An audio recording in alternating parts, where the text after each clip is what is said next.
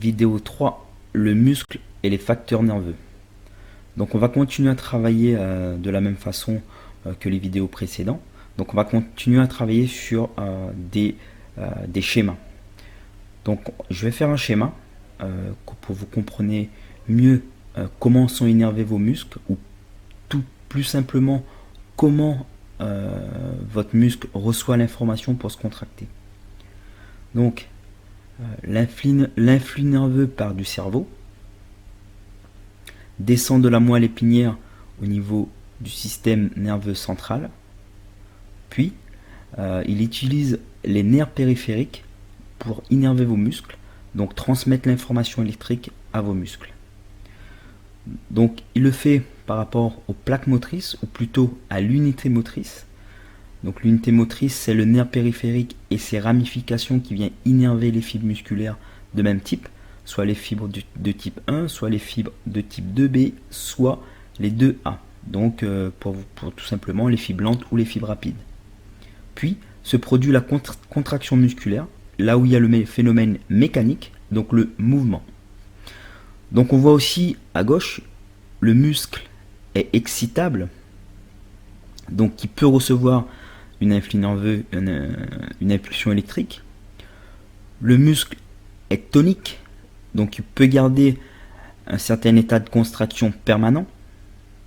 Le muscle est élastique, donc il peut s'étirer puis revenir à son longueur initiale.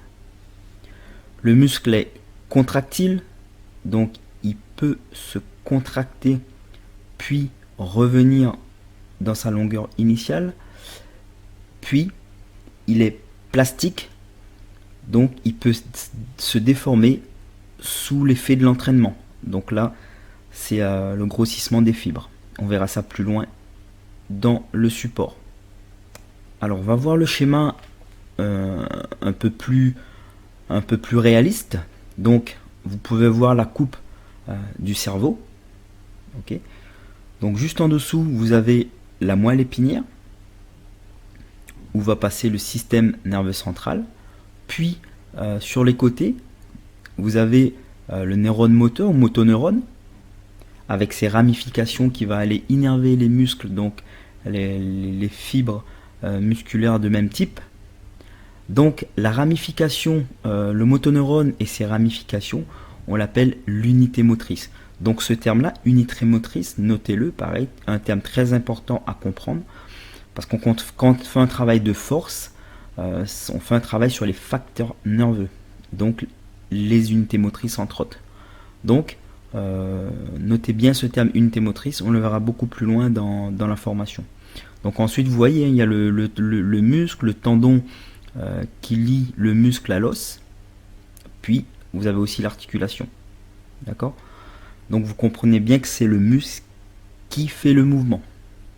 Sur le prochain schéma, on va voir la coupe d'un muscle.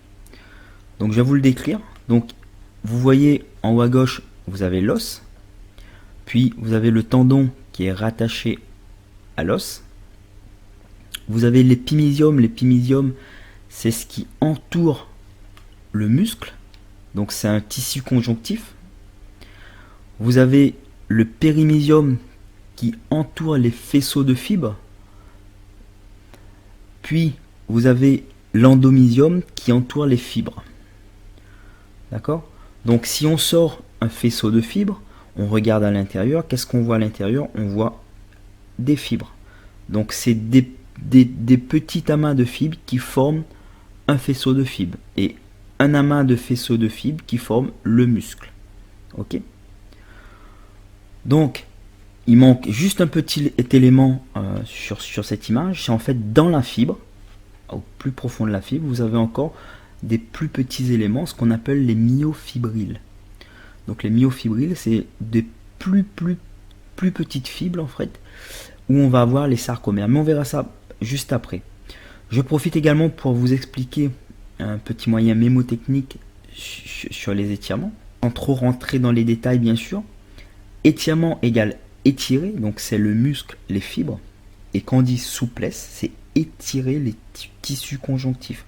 Donc le tendon, l'épimysium, l'endomysium, le périmysium. Voilà, c'était juste une petite info pour vous.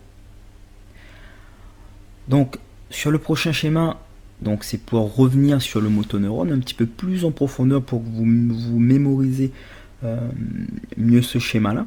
Donc, vous avez le nerf périphérique qui va arriver avec ses ramifications, donc qui va innerver plusieurs fibres musculaires de même propriété. Quand on dit même propriété, c'est-à-dire lente, rapide, ou de type 1, 2A ou 2B. Voilà.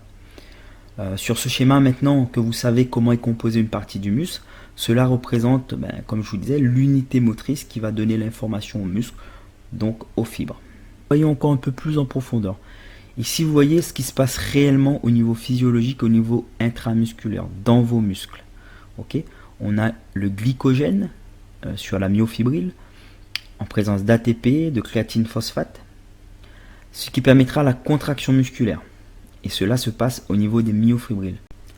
Donc rappelez-vous, l'information part du cerveau, donc phénomène électrique, il passe par les unités motrices, puis se produit un phénomène chimique, où est libéré les neurotransmetteurs, puis se passe la contraction musculaire, donc phénomène mécanique, et la contraction se fait en présence d'ATP, de glucose, de phosphocréatine et de calcium. Alors, ces myofibrilles sont composées de plusieurs sarcomères. Les sarcomères, c'est l'unité contractile du muscle. C'est eux qui vont se lier pour que la contraction ait lieu.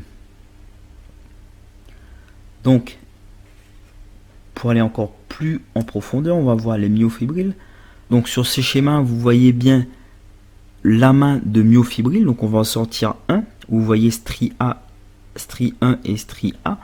Et en fait, compte dessus, vous voyez, c'est ce qu'on appelle la ligne Z. Les sarcomères sont composés de deux filaments, donc l'actine et la myosine. Donc ces filaments vont se lier et c'est eux qui vont créer la contraction musculaire. Donc c'est pour ça qu'on appelle les sarcomères l'unité contractile du muscle. Donc on a les fibres, les myofibrilles et les sarcomères, l'unité contractile du muscle. C'est ce qu'il faut surtout retenir. Le sarcomère, unité contractile du muscle. Je vous fais juste un petit résumé sur ici au niveau sur ce petit schéma. Donc vous voyez bien l'os, vous avez le muscle. Dans le muscle, ce qui compose le muscle, c'est les faisceaux de fibres. Ce qui compose les faisceaux de fibres, c'est les fibres. Ce qui compose les fibres, c'est les myofibrilles. Et là, rappelez-vous, ce qui compose les myofibrilles, c'est les sarcomères. Donc sur les myofibrilles, vous avez la myosine et l'actine, ce qu'on appelle les sarcomères. Donc c'est l'unité contractile du muscle. Quand ils vont se lier ensemble, donc ils vont se contracter pour que la contraction ait lieu et que vous pouvez effectuer le mouvement. Donc en résumé, le cerveau envoie une commande électrique, donc l'influx nerveux. Il se passe une réaction chimique, libération de neurotransmetteurs, puis il y a une contraction musculaire, phénomène mécanique, donc le mouvement, en présence d'ATP, glucose et phosphocréatine. L'unité motrice innerve les fibres de même type et que les sarcomères sont l'unité contractile du muscle. Je vous laisse un lien sous la vidéo. Vous pourrez aller voir comment se passe la contraction musculaire avec une explication un peu plus détaillée. Je vous retrouve sur la vidéo 4 où on va parler de fibres musculaires. On va parler de recrutement de ces fibres et de la synchronisation des fibres. A tout de suite.